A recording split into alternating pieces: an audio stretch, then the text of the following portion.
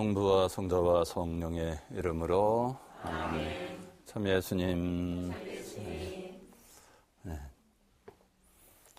고향이 어디예요? 서울. 깜짝 놀래 고향 모르는. 고향 어디예요? 저는 제주도예요. 제주도야? 우와, 제주도. 고향을 묻기만 해도 웃음이 나나 봐. 고향하면 벌써 떠오르죠, 그죠? 떠올라요, 대충. 또 그런데 고향하면 또 슬픔이 먼저 이렇게 표현되는 분도 계시죠? 고향이 없으시거나 혹은 갈 수 없는. 고향에 갈 수 없는 분 계세요, 여기? 나는 고향에 못 간다, 지금. 안 계세요? 다행이시네. 저는 고향이 어딘지 아세요? 고향이 고향이야, 고향. 고향이 고향시인데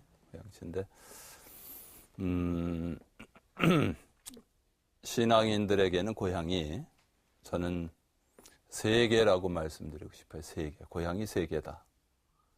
여러분들 고향 세계 인분 보셨어요? 고향이 세계 인분 못 봤죠? 근데 신앙인들은 고향을 세계를 갖는다는 거예요. 아니, 고향이 어떻게 세계나 되냐? 첫 번째는 육신의 고향이죠. 그죠? 태어난 곳. 제가 물었잖아요. 제주도, 그죠? 제주도고 서울이고. 참 넓은 데서 태어나셨는데 서울이 다 고향이. 그래서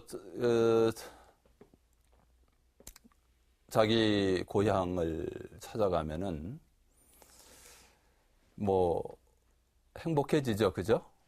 자기 육신의 고향. 뭐 그 육신의 고향 그러면 금방 알아들으셨죠. 그리고 아마 육신의 고향 그러면 그냥 금방 다 그 고향. 그런데 육신의 고향이 있고 세계라 그랬죠? 두 번째 고향은 신앙의 고향. 하느님을 알게 된 곳. 두 번째 고향. 세 번째 고향은 어딜 것 같아요? 천상 고향. 천국. 하느님이 계시고 우리의 조상이 계시고 우리가 가야 할 곳.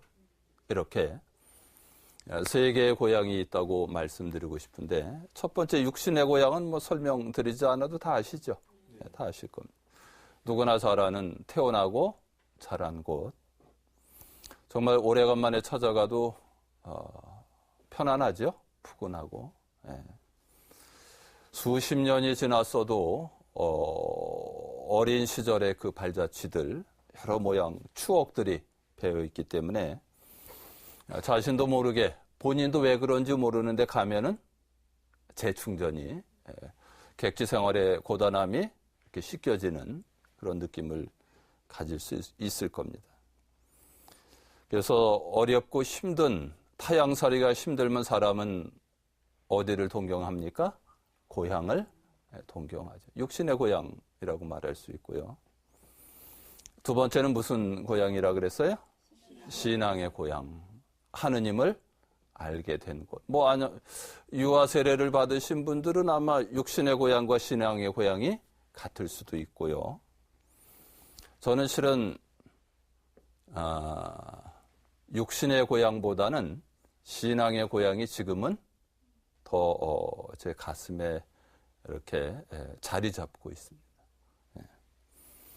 왜 더 신앙의 고향이 더 크게 자리 잡고 있냐 하면은 제가 사제로서의 꿈을 키웠고 그리고 사제 서품을 받은 후에 첫 번째 미사를 드렸던 그때의 은총과 기억이 생생히 이렇게 남아있기 때문에 그렇습니다.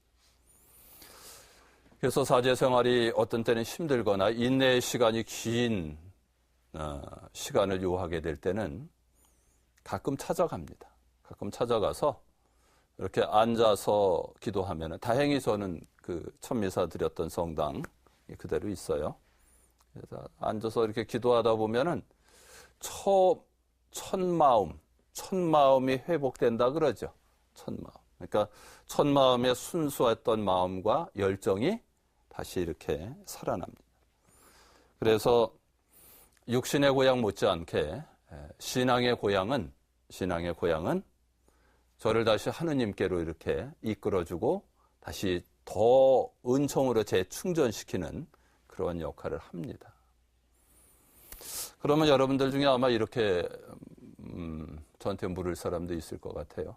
아유, 신부님은 사제이기 때문에 그런 체험이 있죠. 우리는 사제가 아니기 때문에 신앙의 고향이 있을 수 있겠습니까? 이렇게 물을 수도 있는데 다 있을 수 있어요. 지금도 만들 수 있어요. 여러분들은.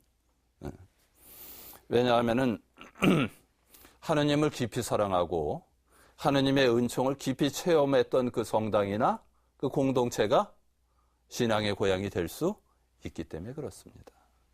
여러분들도 다 가질 수 있다는 거예요. 처음으로 세례받은 성당, 아니면은 일반적으로 중고등학생 시절에 세례받게 되는 여학생도 있고 남학생도 있을 수 있죠? 그때 왜 성당에 가게 됐어요?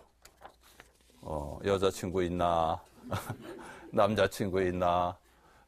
크리스마스 때 한번 같이 놀아보고 싶은 이런 마음에서 시작이 될 수도 있고, 그러면서 이제 그때 막 그냥 친구들하고 어울리고 신앙생활을 한 건지 친교를 한 건지도 잘 모를 정도, 그러나 아주 좋았던 경험들이 있을 수 있죠. 세례받았던 이러한 사람들에게 있어서 그 세례받은 성당 또 활동했던 성당이 신앙의 고향이 될 수 있겠어요? 없겠어요? 있다는 거예요. 있다는 거예요. 그리고 정말 어렵고 힘들 때 내가 찾아갔던 성당, 거기서 크게 위로를 받고 하느님을 깊이 만났다. 그럼 거기 역시 신앙의 고향이 될 수 있습니다. 또 그것도 아니면 결혼한 성당이 그럴 수도 있어요. 그죠? 내가 그 성당에서 난 결혼을 했는데 남들은 몰라. 남들은 다 똑같은 성당이라고 이야기하지만 그 성당은 나에게 있어서는 신앙의 고향이 될 수 있는 거예요. 더더군다나 여러분들 애가 막 자라기 시작하면서 천년성취하고 복사한 성당이 있죠. 네. 복사하기 위해서 새벽 미사가 한두 달 의무적으로 딸리죠.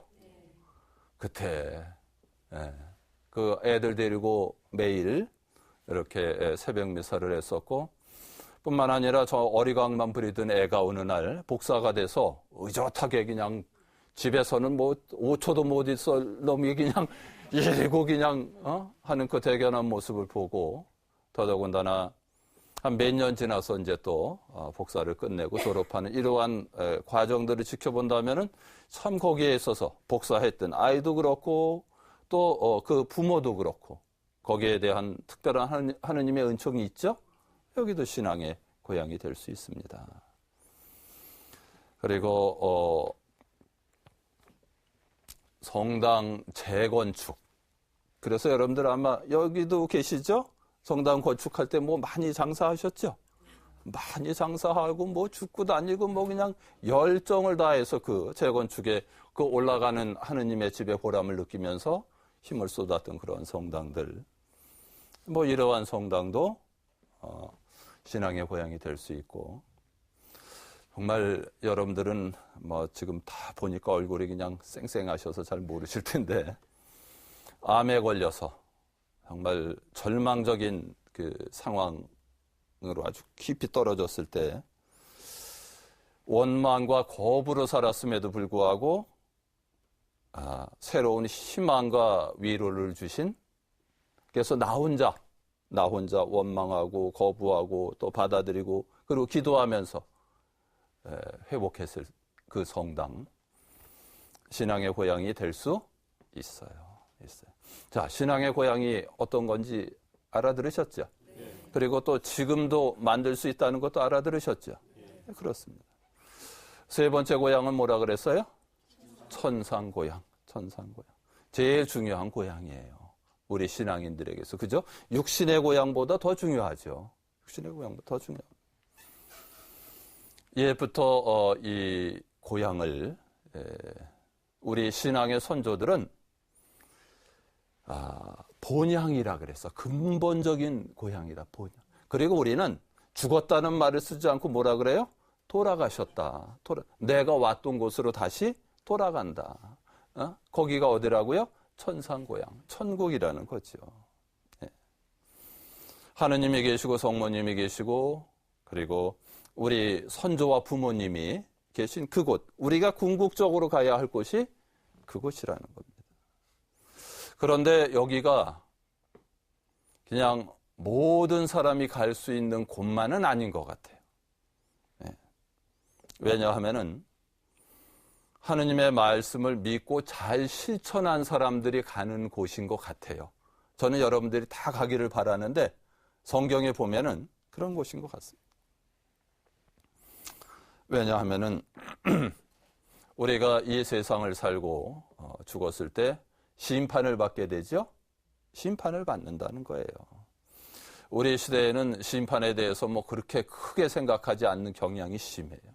왜냐하면 인간학적인 신관이 꽤 영향을 미쳐서 그냥 하느님은 다 용서해주고 사랑하시는 분으로만 이렇게 기억하려고 하고 또 그리 강조를 하는데 그렇지만은 않은 것 같습니다. 분명한 것은 성경 어디에도 심판에 대해서는 아주 단호하게 말씀하고 있는 거예요. 요한복음 5장 28절에서 29절에 이러한 말씀이 있어요. 이 말에 놀라지 마라. 무덤 속에 있는 모든 사람이 그의 목소리를 듣는 때가 온다. 그들이 무덤에서 나와 선을 행한 이들은 부활하여 생명을 얻고 악을 저지른 자들은 부활하여 심판을 받을 것이다. 다르죠? 나눠지죠. 선을 행한 사람과 악을 행한 사람이 갈린다는 거예요. 심판 때는. 모두가 가는 것이 너나 선행을 하거나 악행을 한 사람이 다 가는 곳이 하늘나라가 아니라는 거죠. 선한 일을 하고 하느님의 뜻을 산 사람이 가는 곳이 하늘나라라.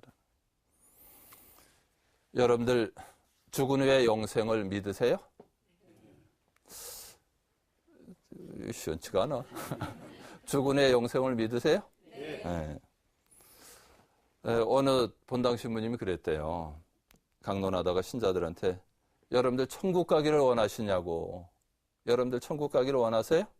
네. 이렇게 대답해요. 그래서 다시 한번 또 신부님이 쳐다보면서 그러시냐고. 지금 당장 가고 싶으신 분 손 들라고.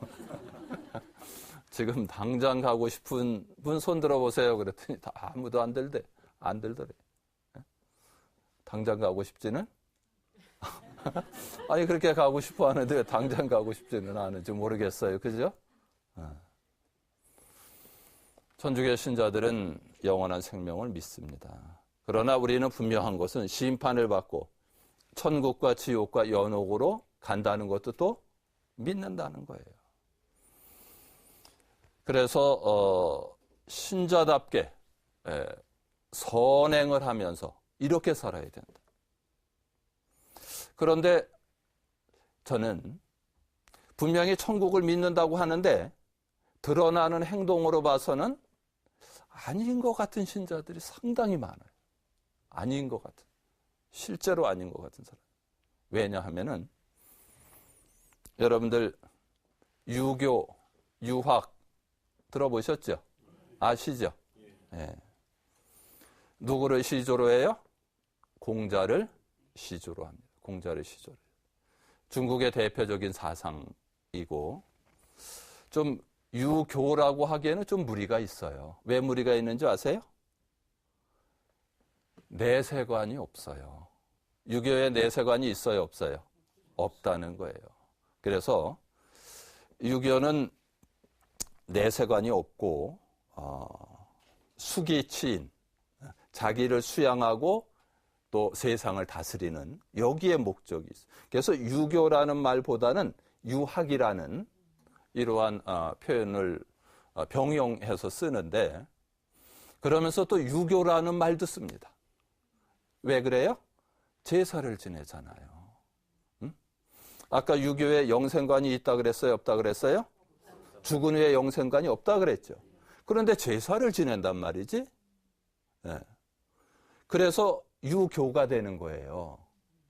수기 취임만이 아니라는 거지. 유교라고도. 여러분들 제사 지내는 모습 보셨죠? 지내고 계신 분도 계시죠? 예. 제사 지낼 때 어떻게 지내요? 절이야 절하기 전에 준비를 해야죠. 예. 그래서 제사를 지낼 때 조상님의 위패를 모셔요, 안 모셔요? 조상님이 와 계시다는 거죠. 그 다음에 조상님이 계시고 그리고 본인이 있죠. 그리고 또 누가 함께 따라요? 후손이 따른다는 거예요. 그렇죠? 일반적으로. 그런데 이 제사 지낼 때 남자들만 지내죠. 남자들. 여성들은 끼지가 못했다는 거예요. 여러분들 이게 무슨 뜻인지 아세요? 조상은 과거지요. 나는 현재지요. 자식 후손은 미래지요. 과거, 현재, 미래가 만나는 장소가 제사예요. 그래서 영원하다는 거예요. 과거, 현재, 미래가 항상 지속된다는 거예요. 그래서 유교에서는 내세관이 없다 그랬죠? 그런데 영생관을 확인하는 장소가 제사라는 거예요. 그래서 제사가 무지하게 중요한 거예요. 과거와 현재와 미래가 만나는, 그래서 영생하고 있다는 것을 확인하는 장소가 제사라는 거죠. 그래서 제사를 가장 중시하고요. 그리고 이 제사를 지냄에 있어서 반드시 남자, 여자는 왜 자격이 없냐 하면은 옛날에는 그렇게 생각했나 봐요. 여자는 남의 씨를 받는다고 생각을 했다. 무슨 얘기인지 알아요? 남의 씨를 받는다. 자기 조상의 씨가 아니라고 생각했어. 과학적으로는 그렇지 않죠? 네. 그래서 남자는 수단과 방법을 가리지 않고서라도 자식을 낳았어야 돼요. 누구를 낳았어야 돼요? 아들을 낳았어야 돼요. 왜냐하면 과거, 현재, 미래를 이어주는 장소, 상징이기 때문에. 영생의 표현이기 때문에. 그래서 장남은 조상의 제사를 지내고 조상의 현존을 확인하고 자기가 현재고 그 다음에 자식을 대동해서, 그래서 아들을 낳지 못하면 대가 끊긴다고 생각합니다. 뿐만 아니라 조상 볼 면목이 없어지는 거예요. 무슨 얘기인지 알아들으시죠? 그래서 실은 첩을 둬서라도, 심하면은 씨바지를 둬서라도 그 아들을 낳으려고 애썼던 배경이 그러한 배경이라는 거예요. 그리고 재산을 누구한테 몰아줘요? 장남한테, 특히 아들한테, 큰아들. 왜냐하면 과거, 현재, 미래를 만나게 하는, 그리고 영생의 확인의 장소를 그 아들의 제사를 통해서 이어주기 때문에 그래요. 이게 이제 유교 제사의 아주 큰 의미 중에 하나입니다. 많은 의미가 있겠죠? 그 중에 하나입니다. 그런데 천주교 신자들 중에 이런 사상에 깊이 젖어 있는 사람들이 꽤 있어요. 네. 그러니까 자식에 집착한다는 거야. 굉장히 자식에 집착. 네? 그리고 재산을 그렇게 물려주려고 애를 써. 왜냐하면은 우리의 궁극적인 목적은 어디라 그랬어요?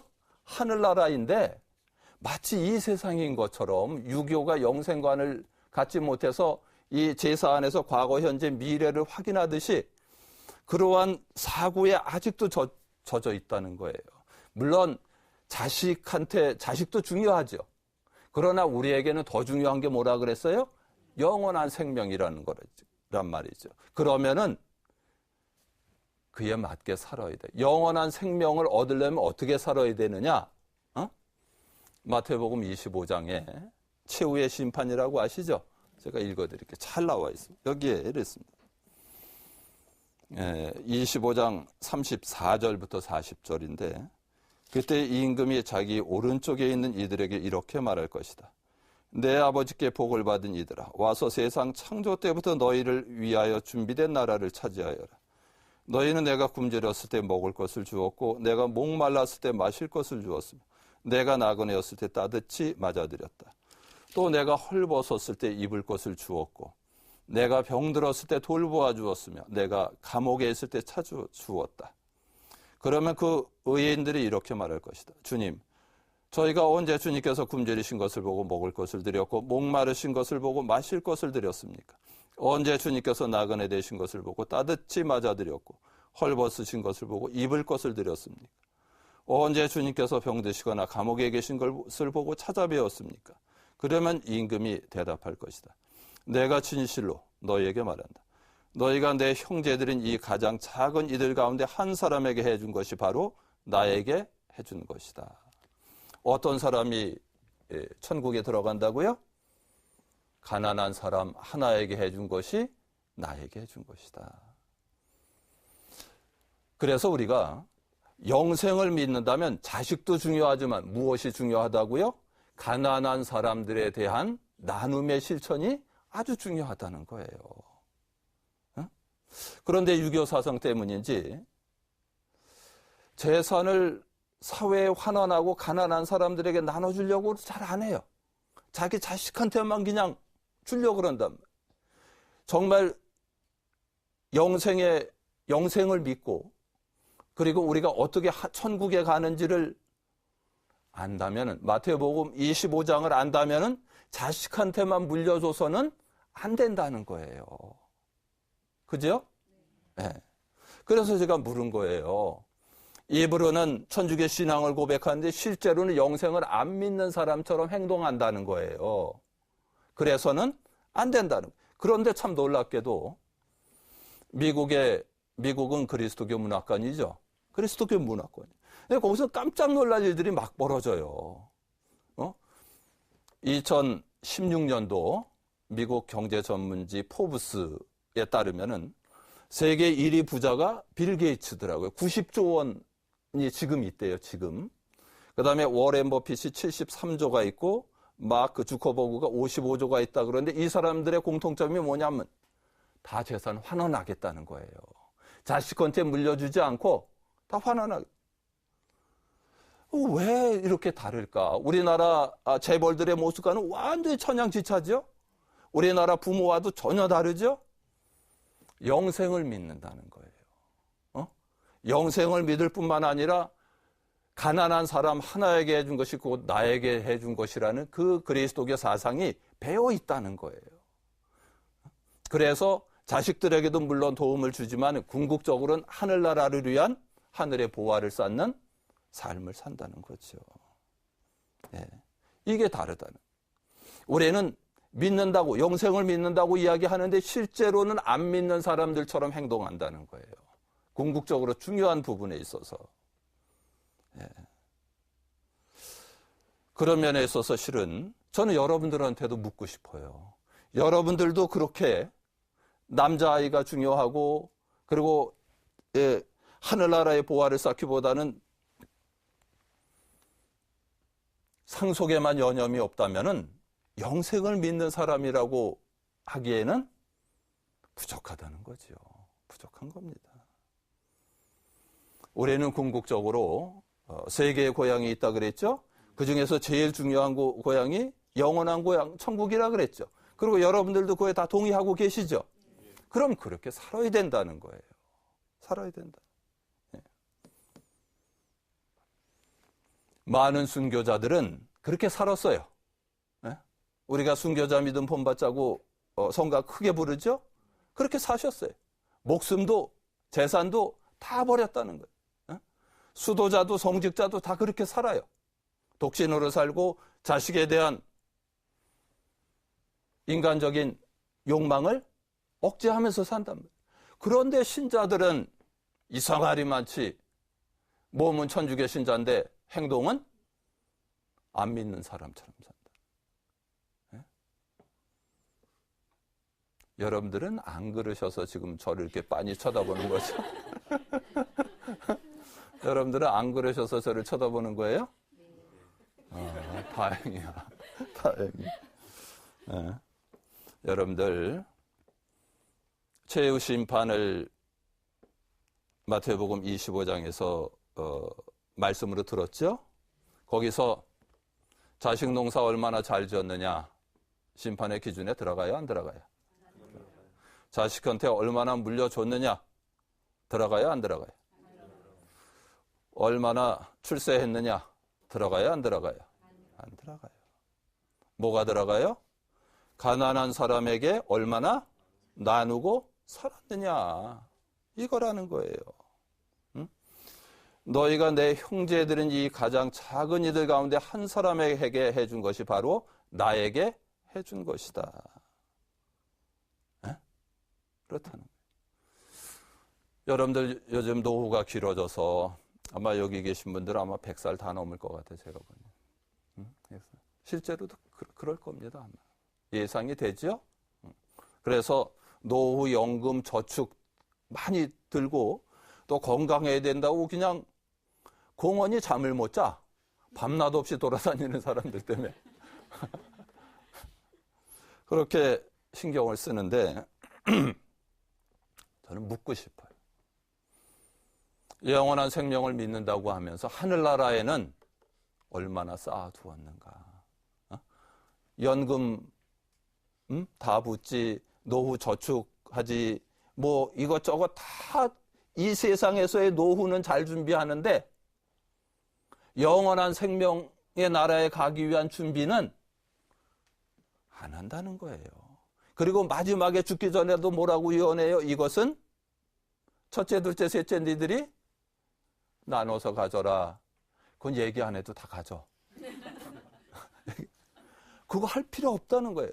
여러분들이 죽기 직전에 관심 가져야 될 곳이 어디예요? 하느님 나라라는 거예요. 그러면은 마태복음 25장에 나온 대로 가난한 사람들의 몫을 유언할 수 있어야 돼요. 나눌 수 있어야 돼요. 네. 영생을 믿는다고 입으로는 이야기하는데 행동은 영생을 믿는 사람의 행동이 아니라는 거예요. 영생은 별로 살고 싶지 않아요? 왜 대답을 안 해? 살고는 싶은데 그래도 이 세상이 좋아서 아니라는 거죠. 정말 믿음이 깊으면은 영생을 순교자들의 믿음, 정말 성직 수도자들은 인간적인 모든 거 다 왜 다 내려놨어요? 영생을 확신하기 때문에 그런 거예요. 그래서 죽음 앞에서도 자유로울 수 있는 거예요. 여러분들 영생에 대한 확신과 그것에 대한 실천이 없으면 죽음 앞에서 두려움과 공포에 떨 수밖에 없는 거예요. 그래서 제가 여러분들에게 우리에게는 세 개의 고향이 있다 그랬죠? 첫 번째 무슨 고향이 있다 그랬어요? 육신의 고향. 그 다음에 신앙의 고향. 세 번째 천상 고향. 영원한 고향인 천국이 있다는 거예요. 그럼 그에 맞게 살아야 된다는 거예요. 그리고 노년만 준비하지 말고 뭐까지 준비하자고요? 영생을 위한 준비도 함께 해야 된다. 그런 면에 있어서 실은 신앙인들에게 있어서 세계의 고향이 있다는 것은 무지하게 복된 거예요. 영생을 믿지 못하는 사람은 불행한 거예요. 영생을 확신한 사람은 행복한 거예요. 죽음 앞에서도 자유롭기 때문에. 그래서 영생을 믿는 영원한 고향을 희망하는 우리가 그에 맞게 살아야 된다는 거 잘 알아들으셨죠? 네, 여러분들 아마 삶에서 죽기 직전에 꼭 잘 실천하시기 바랍니다. 그리고 그러한 실천이 정말 영생, 천국의 삶을 사는 하느님이 계시고 성모님이 계시고 우리 조상들이 계신 그곳에서의 영생으로 이어지기를 기원합니다. 마친 기도하고 마무리하겠습니다. 성부와 성자와 성령의 이름으로 영광이 성부와 성자와 성령께 주님께서 여러분과 함께 전능하신 천주 성부와 성자와 성령께서는 여기 모인 모든 이에게 강복하소서. 성부와 성자와 성령의 이름으로 아멘. 수고들 하셨습니다.